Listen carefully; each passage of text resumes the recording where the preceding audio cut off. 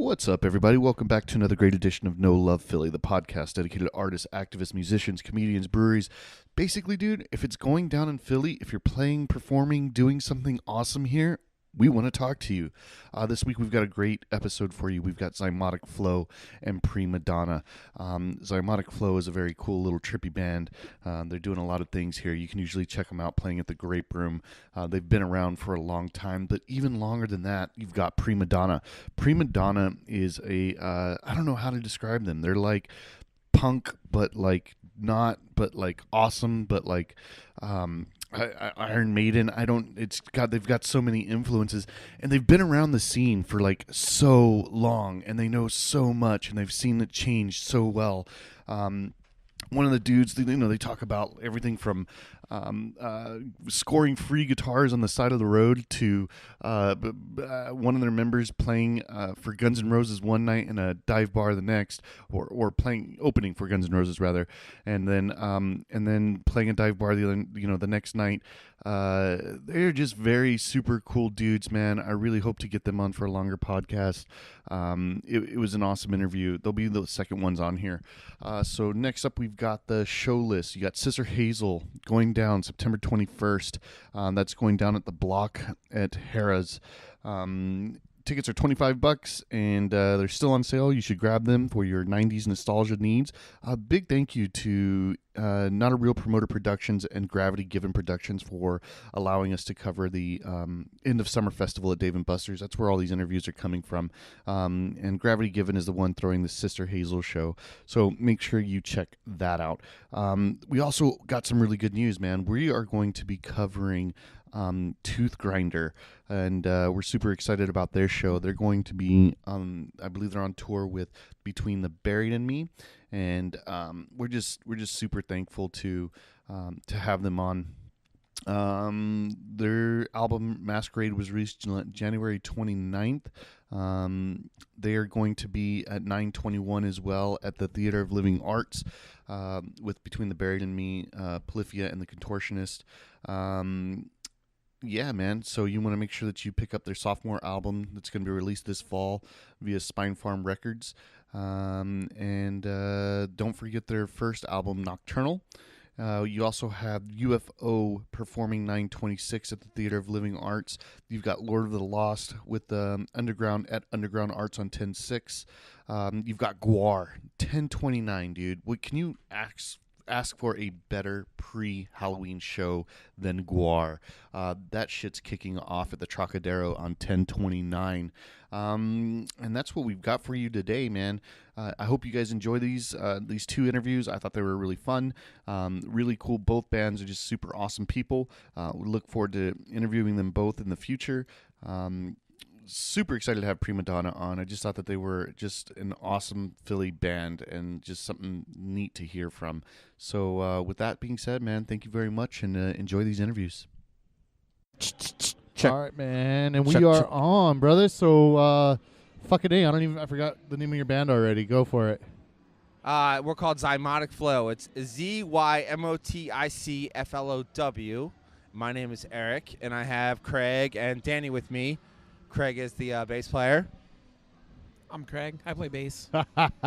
And Danny is our keyboard player, and she has been in the band now for over a calendar year, so congratulations. Congratulations. Thanks, Chauncey. You made it, man. It's like an initiation process from what I understand, and lots of hazing involved. And well, it's tough. It's tough because, we got to respect him. So she was always helping us. Now she's in the band. Awesome. So it's been great having you. What's that transition been like? I want to know, what has that been like for you? You're going to have to hold it so close. It was a long time coming. From the first time I heard Z-Flow's songs, I was hooked on them. I had a really short period of time in which I had to learn all of the material that they had to that date, about a month. So that was kind of exhilarating, but now it's leveling out. Get to actually write new material, which is really nice. So what would you categorize your band as, or what would you say? How would you describe if I had Z-Flow? Indie rock, alternative rock. We have a wide spectrum of influences, which are very good for us to write music to. Yeah, because I don't listen to the same thing he listens to, and she doesn't listen to the same thing I listen to. So when it happens, it's good. Songwriting is tough. It's not easy because you know how it goes. You bring a song into a room, and 4 other people are like, "Oh, that's the worst thing I ever heard," and the guy spent a month writing it. So it's tough to come to a common ground. So are you guys always telling them that the shit sucks, or what's No. Well, no. It will. Oh, did you say only at practice? Yeah. Welcome to practice. Oh, welcome to practice. All right, got you. It's tough, but now that Craig's in the band and Danny are in the band, the dynamic of the band has changed. We've become more professional. Stuff gets done, and we're doing work, and we're playing a lot of shows, and we're putting out material, and things have been good, but the time just goes so fast. Like you're preparing in your whole year, and then like summer's done, and you're like, okay, it's time to get a record out in the winter time so you can do next summer. And we're already here. So is that the prescription? Is that the method? Is that what you guys play shows in the summer and release in the winter? I've never even thought about it. It's kind of overall. Yeah, I mean, that's like what bands do. People go to shows more commonly in the summertime. It's nice out. It's easier. And there's not the risk of snowstorms. You book a show in the wintertime. You promote the show. You plan for the show. You've got the show. And a fucking blizzard comes and fucks your whole shit up. A little bit of snow, like, you know. So in the summertime, it's just a lot better for that. That's awesome, and I wonder if that's like a Philly thing, because I guess back home in Texas, it's just always sunny, so it's like it's never an issue. There's always That's why music is so popular in Texas. I guess so, man. I guess fucking so. So you guys have said that this is kind of the process. How many albums have you guys released so far? Let's see. We have two albums released. But albums, to me, are dead. So what I strive to do and motivate the band to do is release a single a month and put another band on that record with you, like I refer to as a split. So what you would do is, like tonight, we're here at Dockside. We would drop that split on the bar, just throw it on the bar, and they might not like your song, but they like the other band's song that's on there, and they're still following the whole process. But like I said, referring to songwriting, it's sometimes you're in a band that they pump out songs, and sometimes you're in a band where only 3-4 come here and there, and you keep them. So it's weird. Like Zymotic, we'll write 3, 4, 5 songs at a time, and then we'll take the old stuff and we'll put it with the new stuff, and that's our summer. And then the next winter, I hope that we get 3 or 4 more, and then it just continues each year. So you're guessing like 3, 4 a year, 3, 4 songs a year. That creates your EP. Right, because they don't want people don't want a 9-song CD because they listen to 5 of the songs and then the other 4 they skip, and then the CD goes in the back of the car. 1 a month is like the real like awesome thing for me, because you can do 1 a month, you have 12 songs, and if they really like the whole thing, you release it at the end of the year as a 12-songer. So does that mean that you don't play any shows in the winter? Do you guys no shows? No, it's not even. Hey, here's our singer. Say hi, hey, Alex. What's up, Alex? Hi. No, we'll play shows in the wintertime. It's just like we usually hibernate in the winter though. Yeah, so like if something cool comes up, like hey, play this Christmas time show, the Jingle Jam here on XPN, we would jump on that. Or Heshy Fest we jumped on, and we did that last year too. But usually the wintertime is because these guys, he runs Guitar Center in Cherry Hill. So if you ever need gear, go to Cherry Hill, New Jersey, and get gear from discount. Get gear from more than 10%. Just go say hi, Alex. So they're kind of blacked out on their schedule. They got to work. I mean, these guys actually have like legitimate, like real jobs where you got to respect that. And then then the springtime comes. There's our guitar player. Our springtime comes. I think everybody's coming at the greatest time. And then this is meant to be and exactly then, as and then it we'll is. hit it hard. So like being from Philly, you can only really play once a month in this city, and because you don't want to ask the same people to come out over and over and over and over and over. Like It's tough. Right. Like, for instance, tonight, here we are. This place is awesome, right? It is a fucking Beautiful, awesome place. right? And I've never been here. But you got to come in. You got to pay $15 to get your car in. Then you got to pay $10 to come in the door. So you already spent $25. And I'd rather just have their $3 and, Right. you know, like, let them in. But it's tough here to do these So kind of gigs. what about, like, do you guys do house shows ever? Yeah. Like here, October They're is usually the house most show successful. They're usually the best shows that we've had as a unit have been random house shows or outside festivals. So how many what are your favorite house shows? Where are your favorite house venues? Oh, he was gonna take the mic and then he decided he's not taking the mic. Not touching that one. Let's see. Actually, one of my most favorite house shows is at his house, my bass player, and her house. You guys have a house venue? So they have an You guys do incredible that? place in Manayunk in Philadelphia where it's Oh, level Solar after Circuit, level. Solar Circuit's from Manayunk. You guys Yeah, ever done anything? I've heard of them. Right on. So what's your venue called?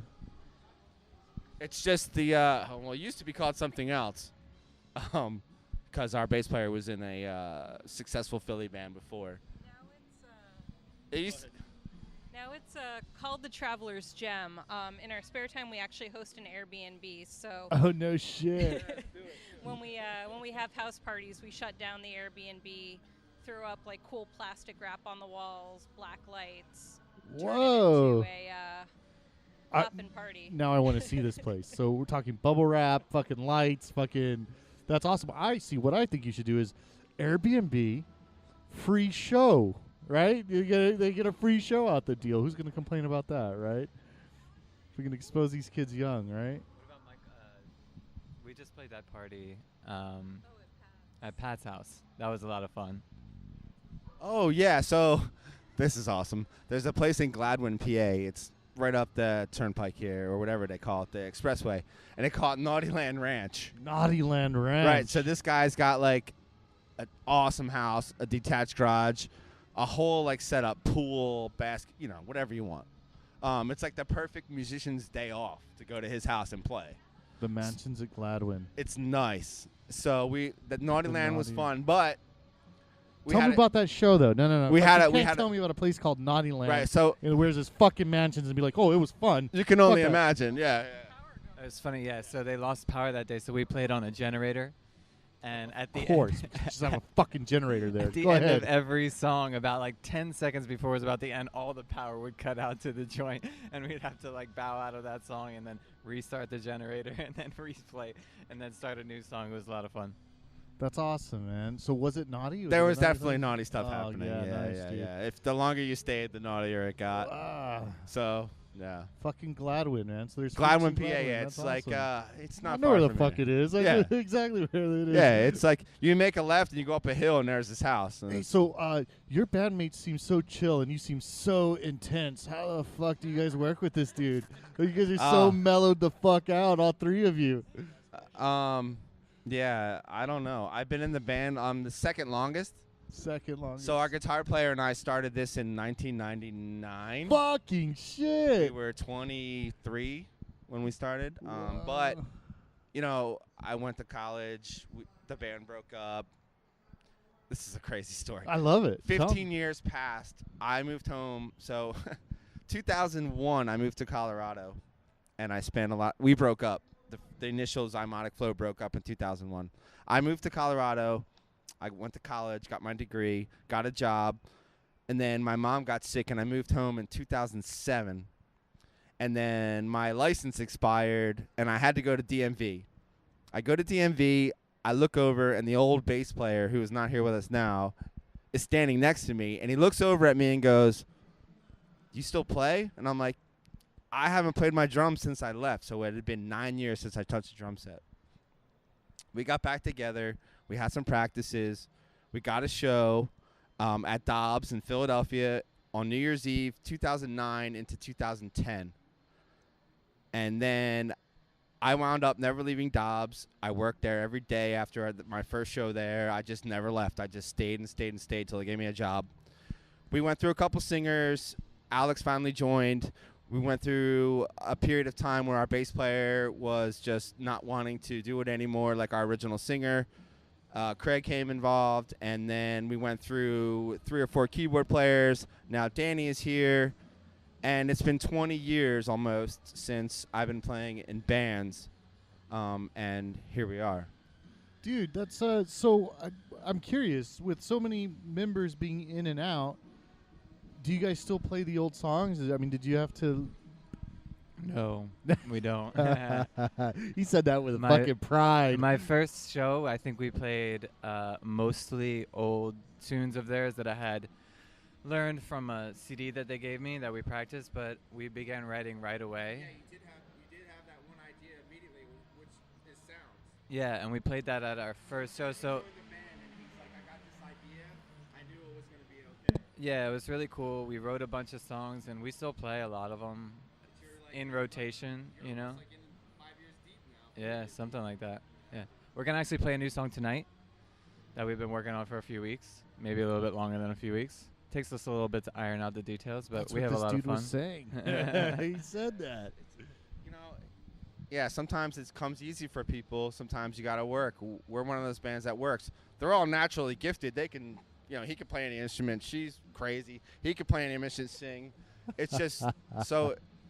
And our guitar players, I fucking love this band. I've never heard shit from you guys. I love you guys our already. guitar players, our guitar players like a guitar teacher, and like we finally just got our own rehearsal space because sometimes you just got to bounce around till you find a home. Where is your rehearsal space? We just got a new rehearsal space. If you look behind you, it's in University City over those buildings.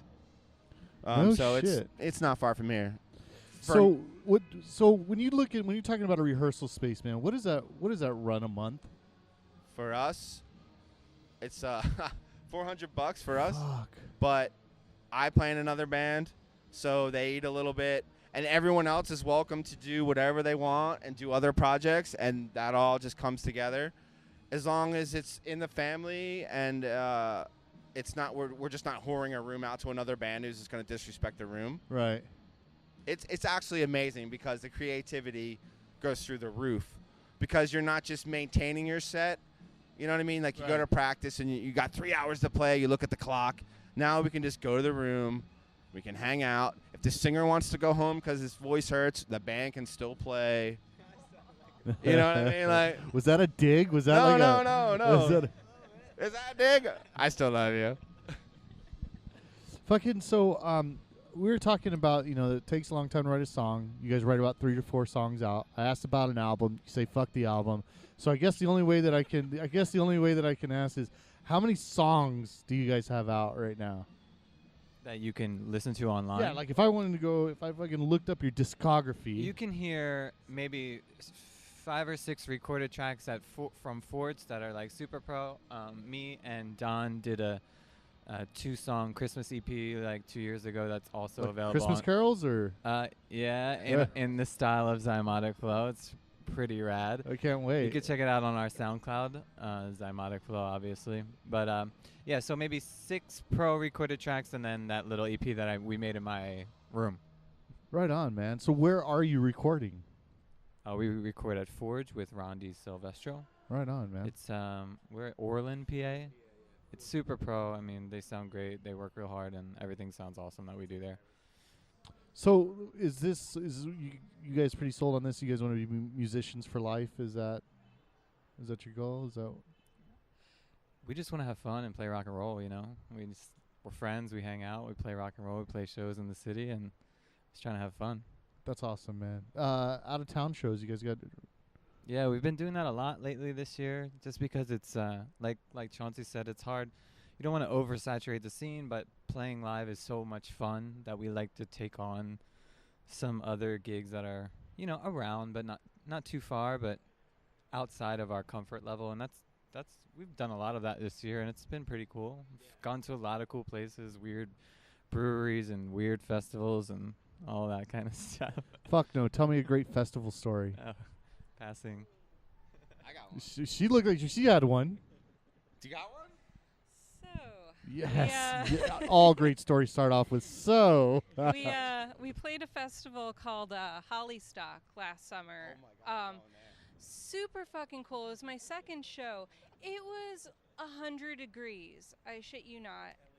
and we were playing outside, no shade, just going for it. And we got really You're gonna have to hold that fortunate. closer. We actually had an awesome crowd that was kind of gathered and watching us.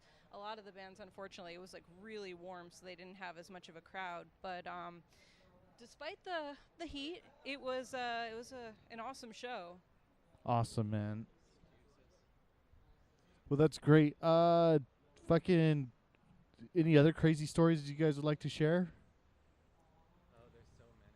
I'm trying to think of something specific.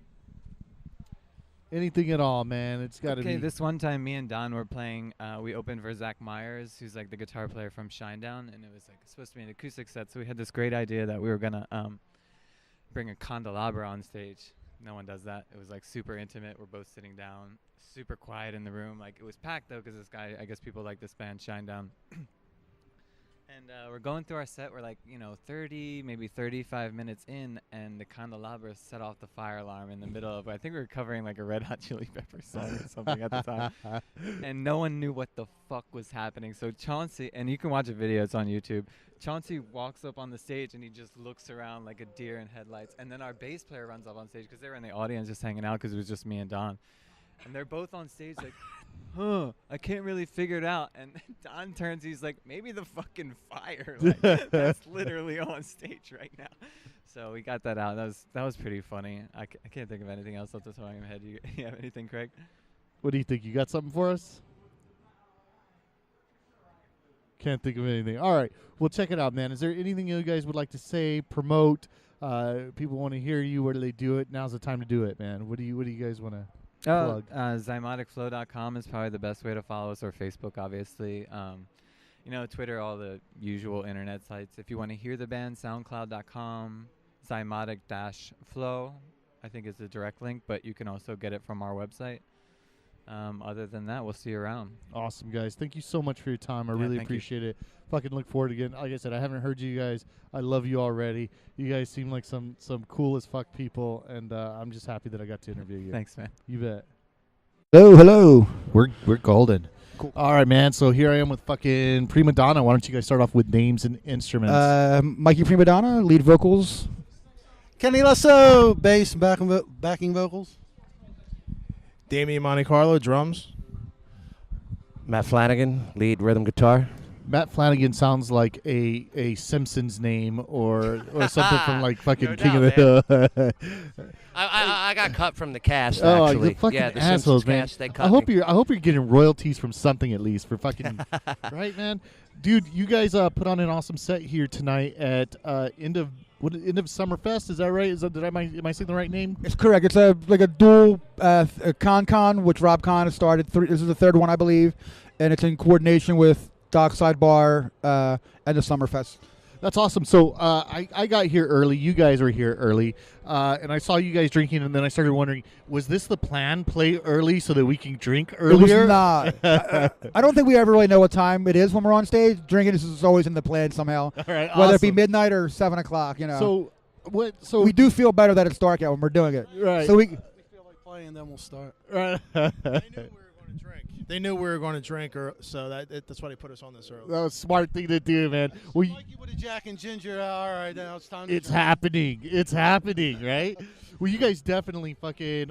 As soon as I walked out, I was like, "Those guys look like a good fucking time." That's the first thing. we that came to try, my man. mind, dude. Like we're fans of music too. So if we're gonna go and pay money to see a band, when people come pay to see us, we want to give them this real show. You know what I mean? So you guys did that. I would say you guys did that. It was funny. You said it doesn't matter how many fans are there; it's the quality, right? Absolutely. Like I so- said at the beginning of the set, man, it's not the quantity; it's the quality. There You know. Yeah. So, fucking. So, are you guys Philly based? Is that where We're you're from? Philly based. The thing is, like any adult, we all have day jobs. I'm fortunate enough to have Matt play guitar, Damien, and Kenny all play with me. They all play in other established bands in the area. We just get together every once when we can and play shows, So where the hell do you guys practice? I always Where do we wondered- practice? Yeah, like where do you guys? Well, for this gig, we didn't, actually. But if you thought it was good, then we rehearsed tirelessly for this. Yeah. But I'm fortunate enough that I booked 2 clubs in the city the Tusk being my home base. I just started the Irish Pole, so we have the luxury of being able to rehearse at the Tusk. So I actually wanted to talk to you about that. So you say you booked two places. What were the names again? The one is the Tusk on South Street. Okay, the Tusk. And then I just started. We're at the Irish Pole in Old City on Market Street. So is that your day job? That is my day job. No yeah. shit, dude. That's an awesome fucking day job. Yeah, I'm very man. fortunate to have that as a day job. Dude, yeah, that's man. awesome. Damien works for Tama Ibanez, so he has a music industry kind of job too. Fuck you guys. I'm quitting my job and I'm gonna go work for you. How's that? We can find. Hey man, can you bar back? I always need a bar back. Yeah, man, I can definitely do that, dude. But what is Matt's sort of in the industry. He's an exotic dancer at Yeah, I do that on the weekends. dude? It's good money, man. It's Yeah, good money. I do exotic dance. So on the you know weekends. what? So that brings me to my next question. Are you the inspiration behind the king of the drag queen? I'm not at liberty to say that All right right. now. I So- mean, that song's been around for a while, but yeah, I might be able to hit So that. what is the inspiration behind that song? I was The like, title is very misleading. It's more about being an individual than it is a drag queen per se. but it's just something that's kind of like saying it's fucking all right to be like be out be there, whoever right? who you Just want to whoever be, the man. fuck Be you a are, drag right? queen. Be a Siamese twin walking around with 3 or 4 heads. Right on, Whatever man. it's got to be, man. Just be proud of yourself. There's got to be something like so fucking like freeing about being able to be like I don't give a fuck about. I mean, rock and roll is all about not giving a fuck. You know what I Right. mean? Like, So then you guys had this other song, and I didn't know at first. I was like, I was trying to figure out what the last lyric was. So maybe you can finish it. She didn't see the seeing stars. stars. I thought it was bus. I was like, oh. I mean, it's hard to understand me when I'm just regularly talking to you, let alone singing. So I feel you, my friend. So she didn't even see the stars, right? Correct. All right. Okay. That song's kind of about drinking and some loose women. Well, loose women. Yeah. You guys are fucking definitely rock and roll, man. We try. So try. I got some. It's a shame no one can understand me, though. We'd probably be sitting here with a couple of loose women. So, cheers to rock and roll and loose women. So you work for fucking Ibanez doing sales. No, I don't do sales. All I do like promotions, that sort of thing. Wow, man, that's an awesome Yeah, it's gig, fun. man. So you guys all play in different bands as well, right? Yep. What bands are you guys in? Well, PrimaDonnaz, Clashing Plaid, 3-Chord Money, Ah, and Clancy's Pistol. Jesus. Everyone's pretty rare. Like Matt's working on some other stuff. Damien's too humble and too shy to tell you. He plays in Mach 22, who opened for Guns N' Roses this past summer at the Link. No Opened for shit. Bon Jovi at the Wachovia Center. He's not going to tell you any of that, so I'll tell you. Oh, right on. Mach- Man. You'll brag for They're opening him. for Ace Frehley in 9 days. Yeah. Yeah, man. So, what is the key to like finding these steady gigs? Like constantly. Not having a day job. It's difficult, man. Like we all have day jobs. Like I'm fortunate to have a day job where I work in music. Damien can probably attest to that too. Kenny, he works his day job, which is in music. Also in the music, he finds a lot of musical gear out on the curb. Is that what you do? Do you buy and sell? He's a trash man. Trash Man. Dude, Trashman. All right, awesome, man. I Fucking work so. tomorrow, I was gonna say, yeah, dude, you're probably doing very well. Do you Yeah. find any good finds on the side? Do you ever find like a dope guitar? Oh, yeah, I got an arsenal of guitars. Really? No shit. People just throw it out. He's got like 3 of them, and I need at least 2 of them, so he can stand to make money off of that job. He's digging for something. I thought he was Photos, it looks like. right on, man. So, so you book in the Tusk and the other The Irish Pole. the Irish Pole, which sounds like a strip joint, but Oh, thank you for saying. People think it sounds like something else, which I won't get into. But loose women. All right, man. So, what kind of bands are you bringing in? what kind of music? Right. Yeah. Try to bring in everything, man. Like whether it be like acoustic, folk, death metal, rock and roll, punk rock. We've literally had every genre you can think of there. That's awesome, dude. And we try to treat the bands pretty fair. Like we don't gouge them with like door. Like we don't take a lot of money from the door. We don't take a lot of money. We don't take anything for sound. I'm the sound guy, the bartender, the booking agent. It's pretty like DIY, Like Jesus, I have a lot of really good friends who help me out with stuff, So how do you balance that out? Because if you're throwing shows, how are you able to play shows? I mean, I'd say like booking shows is probably more primarily what I do nowadays. Like I'm fortunate, like I said earlier, to have these guys play shows with me. They all have other bands, so schedules don't always link up. So with so many different people from different bands and obviously well-known bands, like how did you guys link up? How did this band form? Yeah, a lot of. I go way back with Mikey. I used to, when Mikey was working at Tower Records on the Boulevard, I used to go up. Actually, there was this old rock and roll clothing place called Warrior on Bustleton Avenue. And I saw a flyer, Dangerous Affair, the band, looking for a bass player. So I called, and it was Mikey. Yeah. So that's 1990. So I just got to talking with Mikey. Then I'd go up and hang out at Tower Records with him, and then we put the PrimaDonnaz together in '97. So it's like almost Holy 30 years I knew shit. Mikey. Wow, man. Damien, Matt, we go. I'll let those guys tell their own versions of it because mine are probably a little foggy. Yeah, I think I met Mikey about a little over 20 years ago. I had a flyer at Tower Records, and he wound up answering the ad, just saying, "Hey, you guys look cool." You know, he probably thought he was the only band that was doing what he was doing in town, and we were like very similar, sort of genre wise. So it was like, yeah, we should team up, do some stuff, and that was like 20 years ago. And Matt's always been flying around like a little gnat. I met Damien when he was in a band called Midnight Angel years ago. He was a good friend of the frontman in their band, and that's how I met Damien. We're still hanging out, and I don't know where Bob went. But I met Mikey when I was playing a club called The Cube in Delaware, which was hosting national acts occasionally, opening up for Steven Adler and lead singer from Anthrax, Great White, things like that. And Mikey started popping in there, and he had me start working doors for him at different places since he's such the bar guy, and asked me if I wanted to be in a band with him, and I was like, yeah, absolutely, man. Hey, man, so you guys have been in the scene for a long fucking while. Can you tell me some things? Look, I'm looking at some fucking dope-ass guitars. People just threw these away? That's a free guitar right there, pretty much, yeah. My son lost interest, and I'd hate to throw him out. Well, why would you? No, dude, I'm a huge Right fan. down the street is the Tinicum Guitar Bar. You could probably get $500 for all three, but hey, man. Dude, I'm a huge fan of yard sales, and I definitely like to go to the ones in the burbs because those people have no idea what they have where or I'm what at, it. yeah. So they either don't value it or they don't know what it is. Like I just got a $260 smoker for $25 that was used twice. Exactly. And the guy was like, I didn't like it. I was like, what the fuck? Do you even know what this is? Do you do you really have any idea? And it's just like, oh, I got an electric one. I was like, I'm gonna use it today for what? To smoke one steak. I was like, here's your $25, man. We're out. Like, see you, brother, dude. Cha-ching. Like, yeah, man. Like, what in the hell? Oh, and then he was like, the grates. He's like, you're gonna have to buy new grates because they're dirty. I was like, he's like, I tried to clean them as much as I could. I'm like, Great. what the fuck?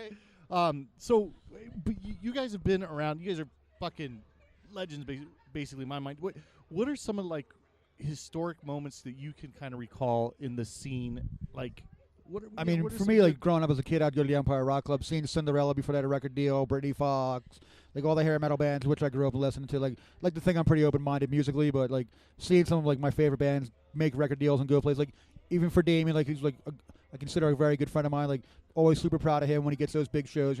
Very well deserving of what Always look for my friends to succeed, whether it be locally, nationally, whatever the case may be, man. As someone who books shows and I don't know, for lack of a better title, kind of develops bands a little bit. Anytime I see anyone succeeding and working hard, it's definitely a pleasure for me to see that, That's awesome, man. Go ahead. I don't know if you had something to add. Any historic moment or anything like that you can think of in the scene? You guys been. Man, I had this past year has been like a whirlwind of historic moments for me. I mean, the biggest thing was we opened up for Bon Jovi at Wells Fargo in March. He picked us to open up for them. For what band? Bon Jovi. Oh, yeah, but what band? Oh, my band, at Mach 22. Sorry. And so that was, and we were like the only openers, it was us and Bon Jovi, and it was pretty packed arena. It was maybe like, I think it holds, for concerts, like around 18,000, it was sold out. It was about 14, 15 when we were on. It was really loud. I mean, it was very well receptive. We opened for Guns N' Roses last summer, 2016. That was a contest through MMR. We wound up winning that, and that was pretty big. Slash was the first thing we did. That was like 5 years ago when I first joined the band. the Made in America Festival, the first one on the Parkway with Jay-Z and Pearl Jam. That was my first gig with the band. So, How did you? I hate talking about this because I don't, I'm just telling you. Right. But it's been, and I'm an old fart at my age, but. So I know you don't like talking about it, but I'm just curious. How did you get tapped for that? Well, I joined the band 5 years ago. Just the bass player at the time, I actually talked to Mikey.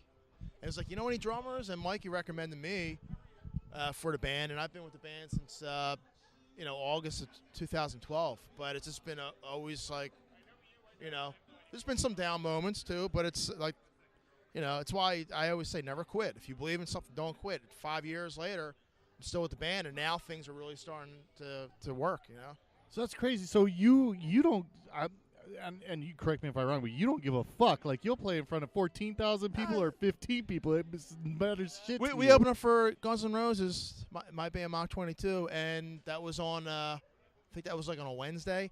And then Friday or Saturday, I'm playing with Mikey, the PrimaDonnaz, at his bar in front of, in a little bar. It's like, doesn't matter. I don't care. I'll play anywhere. If people are going to be there, I'll be there, Dude, that's fucking... Doesn't matter to me.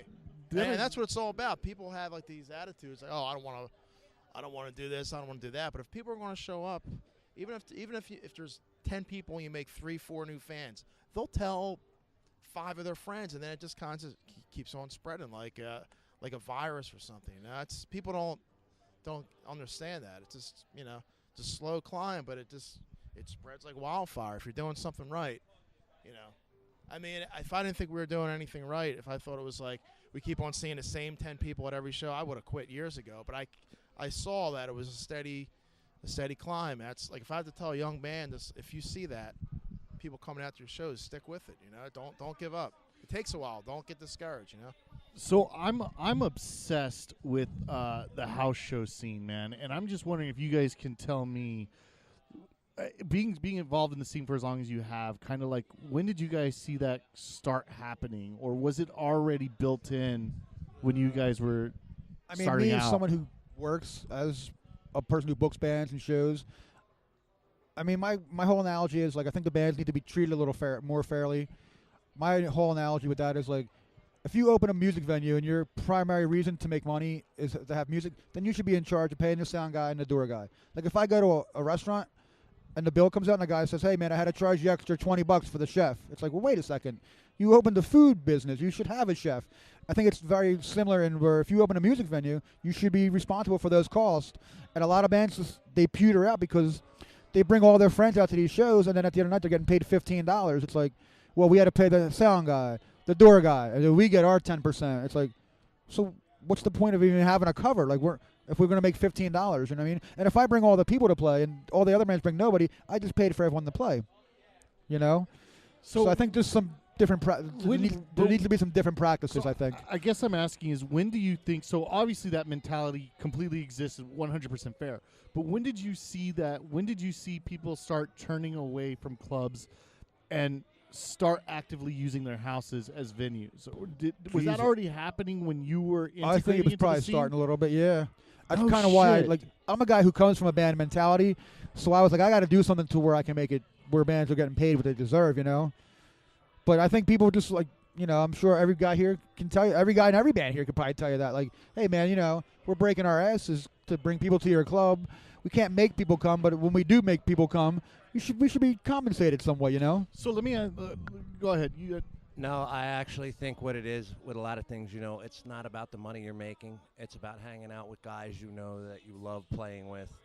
They're great musicians. You love hanging out together, whether it's on stage, off stage. There's a chemistry between all of us guys. This lineup of the PrimaDonnaz. PrimaDonnaz had a lot of people in it over the years, but this lineup right here is really, I think, a good lineup. And, it's not about the money, man. It's about getting it, whether there's 15 people or 150 people, 200, 300. It doesn't matter. I come here and play to 2 people as long as I got my boys here and I'm having a good time and we're playing rock and roll, man, and that's what it's about. That's awesome, man. That's an awesome mentality. I am fucking absolutely impressed that you guys have been doing this for so long. You guys have pretty much had the same lineup, right, for quite a long fucking time. And always do like a little regional tour when the winter we can kick some time off. Like we're all very good friends. Like we're just friends who are lucky enough to play in a band together when we get a chance to. You know. So fucking with all that, I mean, with you guys being together for so long, you said 90 something. Kenny, you probably. Mikey since 1990. All right. How many albums have you guys had out since? Oddly enough, we're kind of, I mean, the name PrimaDonnaz, we only have like 2 albums out. We have like a greatest hits kind of thing, you know. Not a lot. You'd be surprised. I mean, for what it's worth, and this is no big secret in the scene, there's been a million guys in this band, you know. I'm fortunate to have these 3 who are all pretty solid, you know. That's true. We are working on some new stuff finally, so. That's awesome, man. Yeah, man. You guys said you're building a tour around that, or what do you? We're not going to do like we do like little weekend tours once in a while when we can, you know. It's just like vacations for all of us, really. We get to play and see some new people. Went to Pittsburgh in June, like Pittsburgh, some like, you know, Pennsylvania town outside of Pittsburgh, and then went to New York. That was, you know, it's fun. They say when I first got here, they told me, Pennsylvania's Philadelphia and Pittsburgh, and Kentucky in between, or Alabama in between, Pennsylvania, yeah, man. So fucking. But it's fun. It's like, you know, we always hang out anyway. It's like, you know, so to go out for like 4 days or 5, whatever the hell it is, you know, it's like we're in the van just like joking and like breaking each other's balls. It's fun. So where is you guys? Where are some of your favorite places to play outside of the city? Me personally, Pittsburgh. Like if there's one guy there, he'll be right up front. But we usually do pretty good in Pittsburgh. I love playing there. Is it a different scene, man, in Pittsburgh? I think radio has a lot to do with it, honestly. I think there's bands get more radio play out there than they do here. There's more like print ads. I think people are a little more, because it's a little bit of a smaller area. Yeah, Brooklyn's been pretty good to us, too. Kenny, any of your bands? I'm just love playing with these guys, man. There was a place we played in, well, I guess around Pittsburgh. The bar was very much like House of a Thousand Corpses, but it was very, very cool. Great place. The people were very, very cool. And, yeah, I like going to these places that are small, off the beaten path, you know, and just the people are very cool to you, man. And awesome, I like places like that. So I was just given the 1 minute mark. Is there anything you guys would like to plug? People want to get a hold of you. How do they do it? We're going to turn the tables on you since we have 1 minute left. And we're going to ask you, aside from this interview, what has been your favorite interview to do? Fuck, man. Well, I've been in the music game for like, 15 years. Fuck, I'm old. Favorite interview? Probably, fuck, man, if I had to pick one. The Strokes. It was nice. the management told me I couldn't do it. The record label told me I couldn't do it. I waited outside until 2 in the fucking morning till he came out. The guy was drunk as shit. It was a 60-second interview. He said, fuck that guy Ian from MTV. And it was a fucking awesome interview. One of my favorites. Awesome. All right, guys, thanks so much for being Shane, on. thank you so much, See you man. later. All right, we'll have a drink. Sign up for my newsletter. Do me a favor, sign up for my newsletter. All right, guys, thanks a lot.